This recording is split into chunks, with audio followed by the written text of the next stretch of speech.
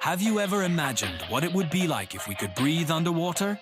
Forget scuba gear, forget submarines, just you and the vast blue ocean. At first, it sounds like a dream come true, right?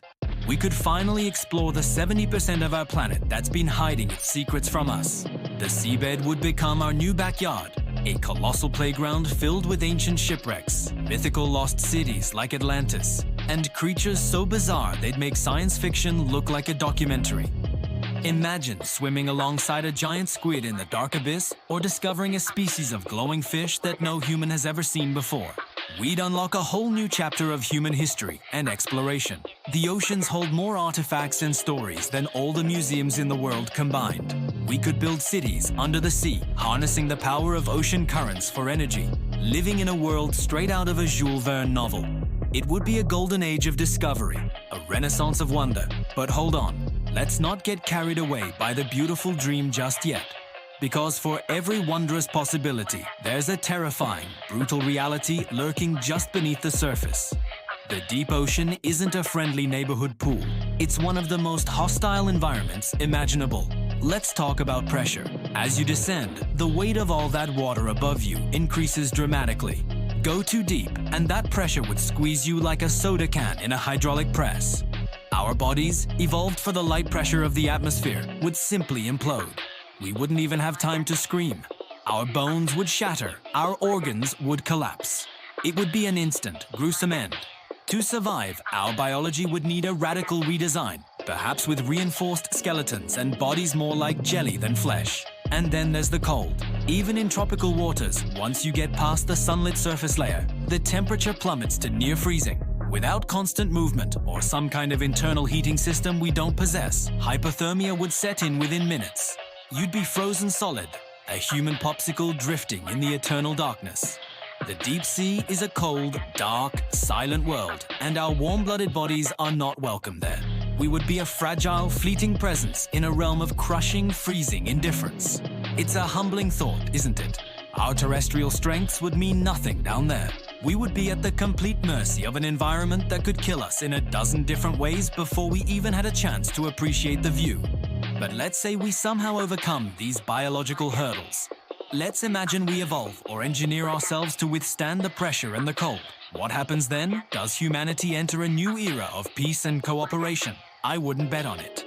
If you think the world is chaotic now, just wait until we add the entire ocean floor to the mix. The seabed is rich with resources, minerals, rare earth elements, oil, gas, things we haven't even discovered yet. Right now, they're incredibly difficult to extract, but if we could live and work down there, every nation with a coastline would suddenly have a new frontier to claim, colonize, and exploit. It would be the Wild West all over again, but on a global submarine scale. New borders would be drawn on the ocean floor. Countries would go to war over a newly discovered cobalt deposit or a field of methane hydrates. Think about it. Submarine armies, underwater conflicts fought in the crushing dark with torpedoes and sonic weapons. It would be a new, terrifying dimension of warfare. The strategic value of controlling underwater mountain ranges or deep-sea trenches would be immense.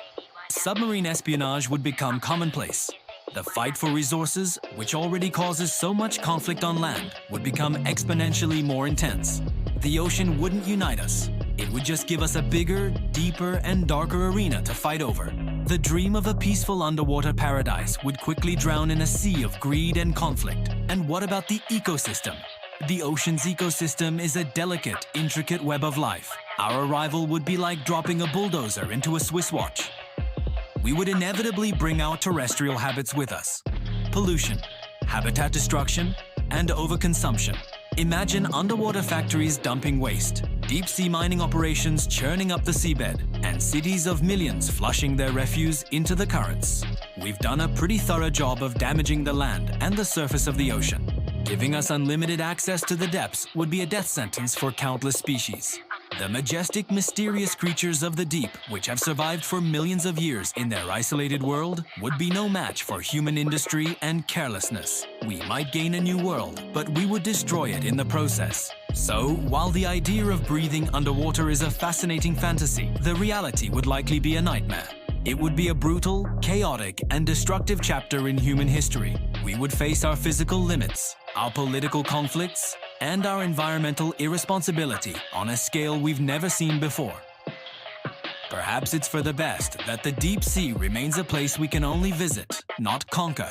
It reminds us that there are still frontiers beyond our reach, mysteries that we aren't meant to solve, and that our planet is bigger and more powerful than we are. What do you think? Would the ability to breathe underwater be a blessing or a curse? And what other what-if scenarios are bouncing around in your head? Let me know in the comments below.